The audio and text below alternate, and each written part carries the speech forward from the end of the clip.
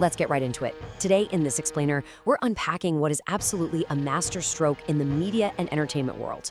We're looking at how JioHotstar took the highly anticipated digital premiere of the blockbuster film Durandar 2 and completely reinvented the advertising model from the ground up. By the end of this, you're going to see exactly how the line between a traditional movie premiere and a live national event has been completely erased. But before we even touch that brilliant streaming strategy, we have to talk about the sheer, undeniable gravity of this film. 1,812 crore rupees. That is the staggering worldwide box office collection Durandar 2 brought in during its 77-day theatrical run. I mean, we're talking about monumental scale here. You don't just quietly drop a product with this level of hype onto a streaming platform, right? You have to turn it into a massive cultural moment. When a film hits this kind of financial stratosphere, the traditional streaming playbook goes right out the window. All right, let's jump into Section 1, the Blockbuster Foundation, structuring the OTT deal. JioHotstar reportedly secured the domestic digital streaming rights for a massive 150 crore rupees. But here's the thing, they didn't just buy a movie, they engineered a nationwide spectacle. This wasn't just a Hindi release, it had a pan-India footprint right from day one. And by bringing in over 50 brands, JioHotstar basically orchestrated brand participation on a level that's usually strictly reserved for live sports. So you're probably wondering, how exactly did they get all of those brands on board for a movie? That brings us to Section 2, the 7 p.m. masterstroke, changing viewing habits. Think about how this usually works. Typically, OTT platforms drop their new movies right at midnight. It completely relies on solitary viewing, letting you watch whenever, maybe doing a bit of midnight scrolling in bed by yourself. But JioHotstar flipped the script. They forced a shared national event. By locking the premiere of Durandar 2 to exactly June 4th, 2026 at 7 p.m., they essentially ripped up the streaming rulebook. They leveraged their 500 million monthly active users and transported us right back to the days of mandatory family co-viewing in the living room. Think about it. Instead of everyone retreating to their own personal screens in different rooms, you're back on the couch, fighting over the popcorn, watching together as a household. So how do you actually force millions of people to tune in at the exact same minute for a movie they might have already seen in theaters? Well, they used some pretty brilliant tactics. First, kick things off with a 30-minute live pre-show featuring unscripted cast interactions to build immediate social media traction. Second, launch it simultaneously across 5 languages: Hindi, Tamil, Telugu, Malayalam, and Kannada. But the real genius? It was the raw and undego factor. They promised an unrated, extended cut with unfiltered dialogue and 3 extra minutes of unseen footage.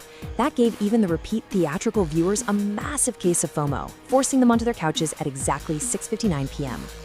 Moving on to Section 3, the advertising miracle, targeting CTV audiences. By migrating this massive, high-value living room audience over to connected TV apps, JioHotstar offered advertisers an absolute goldmine: precision audience targeting. This is a huge deal. Unlike traditional satellite TV, where a luxury car brand and a local soap brand have to share the exact same generic commercial break, connected TV allows for targeted, programmatic ad injection. They could serve premium, high-definition ads specifically tailored directly to affluent consumer profiles. It completely changes the game for media buyers who want absolute certainty that their ad dollars are hitting the right living rooms.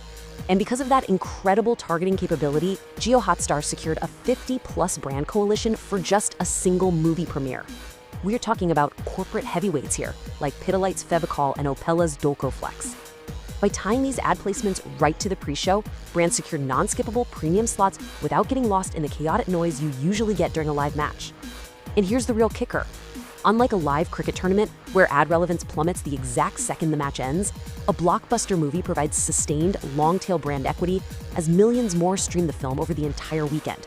They literally monetized a single movie premiere exactly like a traditional primetime cricket tournament. Which takes us to Section 4, the live traffic reality, addressing the critics.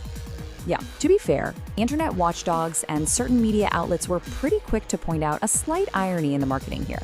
As one headline bluntly put it, main sponsor, live entertainment, main result, audiences showed the difference between a movie and a pitch.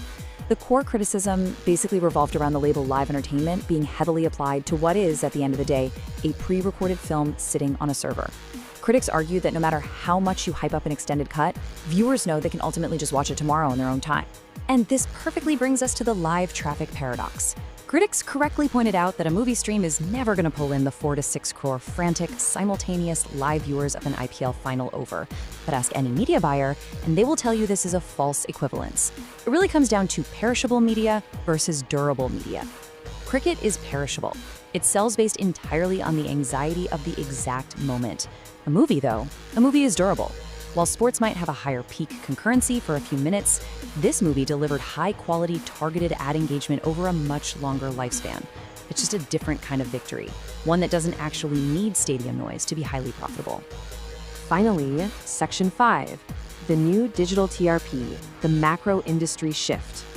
As you can see, the rules of entertainment success have fundamentally been rewritten. In the old satellite TV model, success was measured by BARC TRP ratings that were delivered weeks after the actual broadcast. But the new model, it uses real-time digital concurrency and account reach metrics. We've completely moved from linear commercial breaks, where literally everyone sees the exact same ad, to connected TV's targeted ad injection.